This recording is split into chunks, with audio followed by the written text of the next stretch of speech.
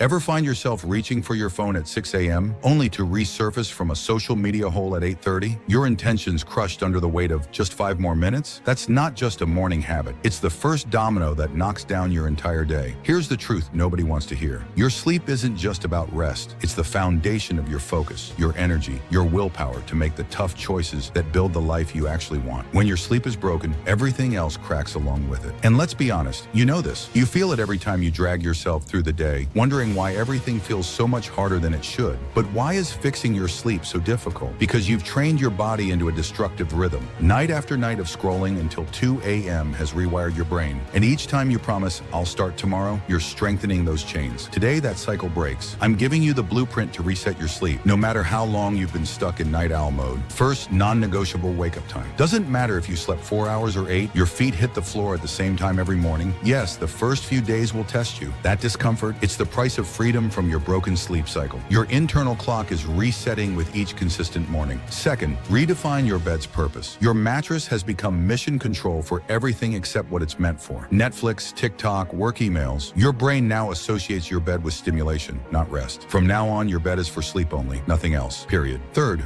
create a digital sunset. 1 hour before sleep, your screens go dark. That blue light flooding your eyes is telling your brain it's still daytime when you need to be powering down. Replace scrolling with something analog. Read, journal, breathe. Give your mind permission to slow down. This isn't just about feeling better in the morning. This is about reclaiming control of the first battle of your day so you can win all the others. The quality of your sleep determines the quality of your life. What choice will you make tonight?